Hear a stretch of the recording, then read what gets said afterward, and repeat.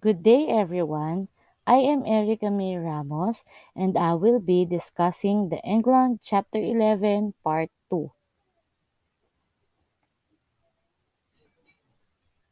The first subtopic of my report is aligning projects with strategic goals through project portfolio management. One of the most vocal complaints of project managers is that projects appear almost randomly, like weeds in an untamed garden. Projects seemed unlinked to a coherent strategy, and upper managers appeared to be unaware of the total number and scope of projects undertaken. As a result, people feel they are working at a cross purposes on too many unneeded projects, and on too many projects generally. So the team members struggle to understand how their projects fit into core business competencies. Giving projects a strategic emphasis helps resolve such feelings and is the first move toward creating an environment for successful projects. So in creating successful projects, we should engage in a holistic approach to the problem. So we draw from experienced project and program managers and consultants to address the following. First is a project portfolio management process. Next is the role of the management teams, where any dissension in the ranks of upper management will be reflected in the behavior of the project teams. Organizational capacity for doing projects, where resource utilization has its own tipping point. Once over that point, capability rapidly declines. Whether you want to control or results, so you pick one or the other. Developing accountability for the success of the whole, and gaining portfolio buy-in. So training is not enough. The environment where project managers operate has more to do with their success than their training, skills, or aptitude. Good people always seem to get things done. A great environment enables even average people to achieve extraordinary results. The role and impact of upper managers need to be addressed in any intervention aimed at improving project success. So, a key measure for the value of project office services may be enduring improvement in your project management practices as a result of its involvement.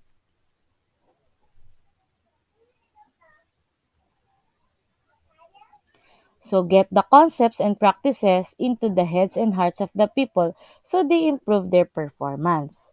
Next is training and presentations need to include what to do as well as why and how. Uh, it is hard to find something truly new as well as the why and how. So these are often unique and conjure up fascinating possibilities. So relate experiences from real case studies and show pictures of people in teams clearly engaged in discussions. Get management teams to stimulate what they would do in various scenarios. So through this judicious use of video, audio, and stories, create experiences that people remember because more senses are activated and their preferred processing style is engaged. Next is the project office consulting engagements need to be client centered. That is, the client sets the objectives and agenda, and the consultant brings a disciplined development processes and facilitations to help make it happen. Lastly, encourage cross-industry fertility. Organizations like the Product Development and Management Association bring a cross-industry focus to new product development. This is a key principle that the core issues are very similar across industries. The main difference is in the stories they tell. Next subtopic is implementing the project office review. So this presents two templates from the workshops that can serve convenient means to plan your approach and record your thoughts. First is the creating an environment for successful projects and implementing a project office for organizational change. So the template on creating an environment for successful project provides room for individuals or teams to record their questionnaire scores and action plans.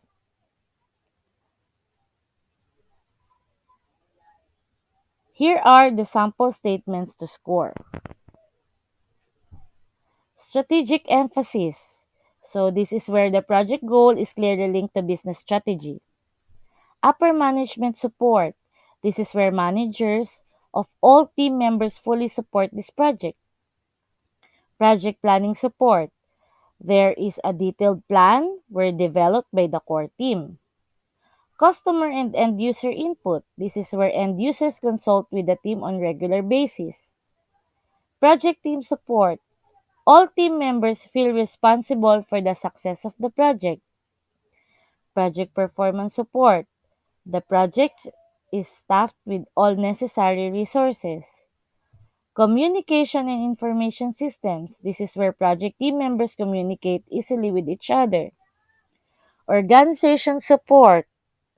A consistent project management process is used. Economic value support. This is where project decisions link to the project outcome life cycle. And the open-ended question. This is what do you think is the most important thing that can be done to improve project management in your organization? And this is how to score this template. Never or not at all, extremely small extent, sometimes, average degree or frequency, majority of times, most of the time, always or without fail. Workshop or web survey participants get data from the benchmark database to compare against. The next step is to decide if your organization excels, is okay, or needs improvement. The outline necessary action steps uh, that appropriate for the culture is the next step. So use the following outline in preparation to complete the template on implementing a project office. First is develop a project office vision. The implementation of a project office or several offices will be the vehicle for changing the management practices necessary to transform the organization. What is what is it that this overall movement toward project offices is meant to achieve? So most organizations are changing or will change to become project-based. That is, projects will represent the bulk of business activity. For many organizations, this will represent a radical change in the management approach. Next is define an implementation approach. So in many ways, the project office has a mission to re-educate the culture of the organization and help its uh, denizens change their ways. So the history tells us that approach taken will influence success to the approach must watch the culture of organizations.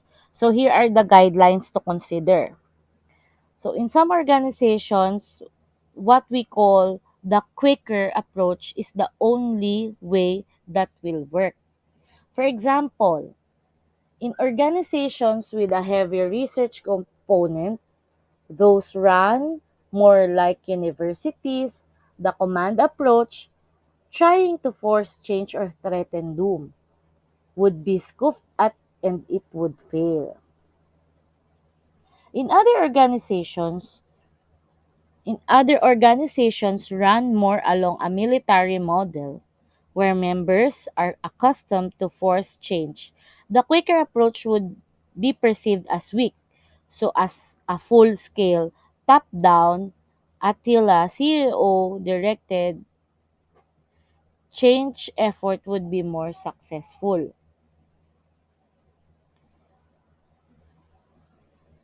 Next is consider the organization culture before forming an implementation plan. So, another is for the Attila approach, a higher level person is needed. For the Quaker approach, the level may not be as important as the sponsor's stature and breadth of influence. The Quaker approach takes time and patience, values notoriously absent in many organizations. A hybrid approach begins in the indirect Quaker style and moves towards the Attila model if necessary. So the organization members can be triaged into one-third true believers in project management who can't wait to change. One-third show me skeptics who may change if they see the benefit, and one-third die-hard grizzled veterans who have seen it all before and will resist to the bitter end. So the hybrid approach starts with the true believers who demonstrate through small wins the benefits of a project office. This approach helps develop credibility and offers something to show the show me gang. When they are converted and you achieve critical mass of two-thirds of organization, it may be necessary to apply a little top-down command to convince the diehards. This is a practical and realistic approach for most organizations. Next is refine the concept of a project office. The original project office referred to a place for the control of a specific project, what we would now call a project control office.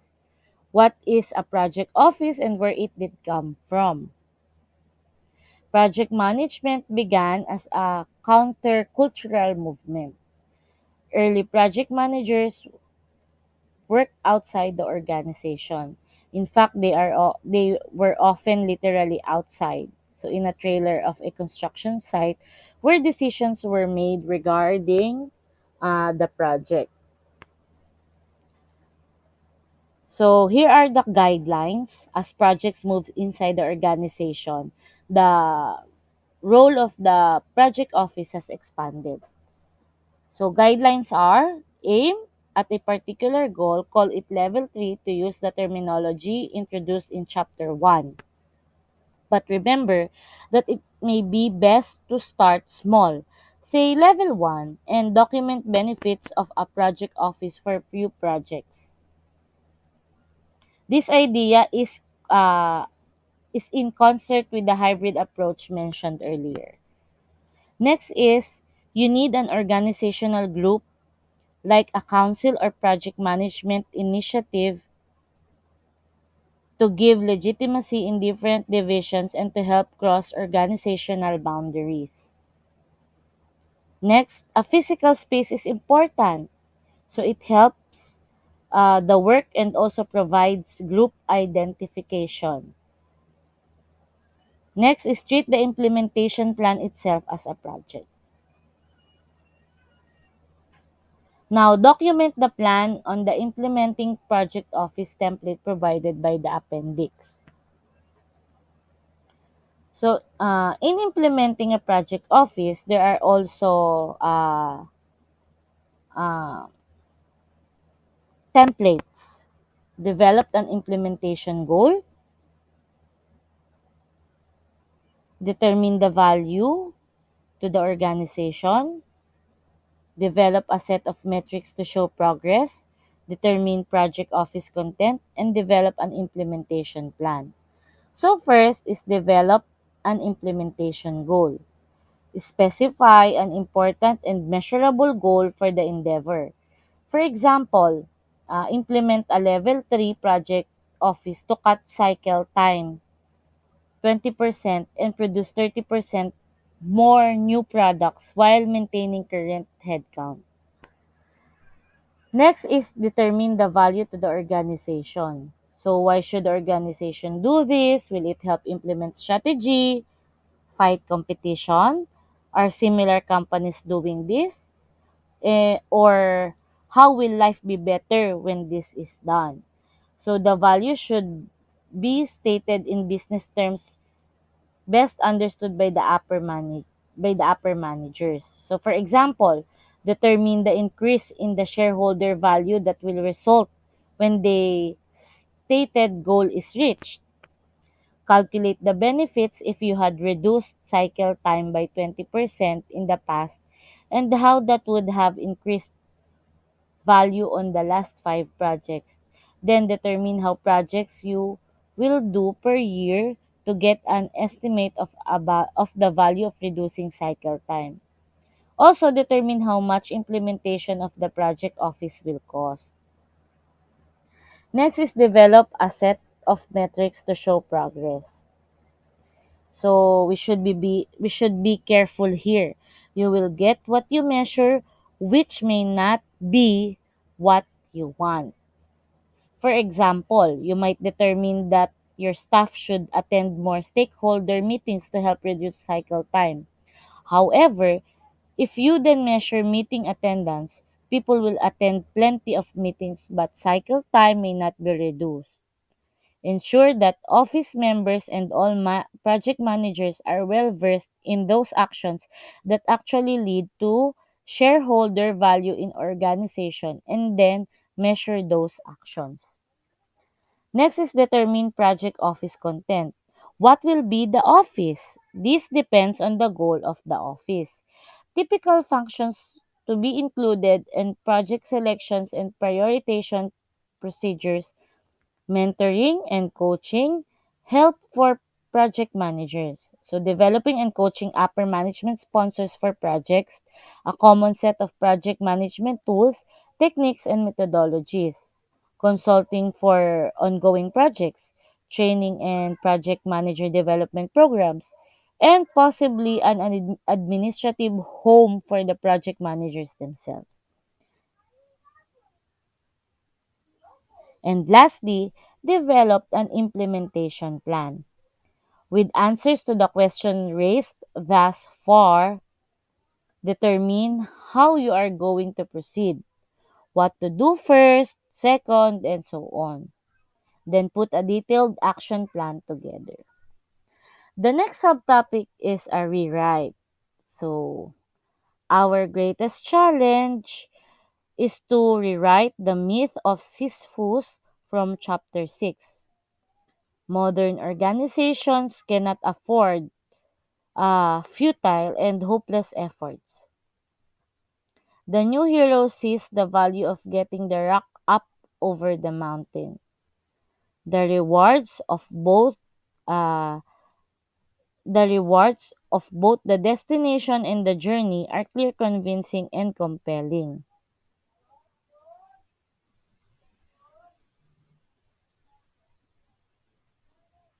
The dangers of the rock slipping back impact not just one person but the other prosperity of the whole organization, the interconnected community. Resources are aligned on tasks that will help to pull the rock up, brace it from falling back, and remove uphill obstacles. The program is carefully planned, excellently executed, and nurtured once it reaches the top.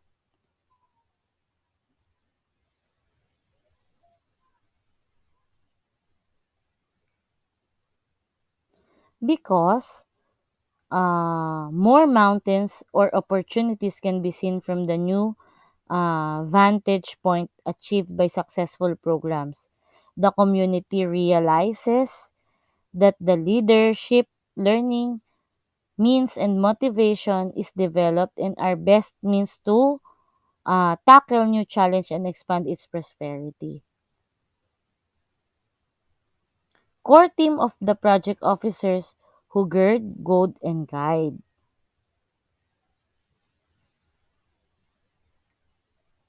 So to summarize, the complete successful change agent identifies, assess a sense of urgency, lines up a guiding coalition of powerful forces, develop develops a clear, concise, compelling description of how the project office is chartered, structured, and staffed to meet organizational goals, communicates this vision across the organization to develop support, implements the strategy, thrives in the environmental chaos that surrounds any effort to create a new order of things, gets the right people on board, trains and support them to be effective, lines up leadership, learning, means, and motivation, starts small but leads the drive toward large-scale positive impact on the organization as a result of a strategic project office, and perseveres and draws upon a wide variety of sociological mechanisms to maintain the organizational change. Next is the template for the project office planning. I will be flashing the templates for the uh, project office planning.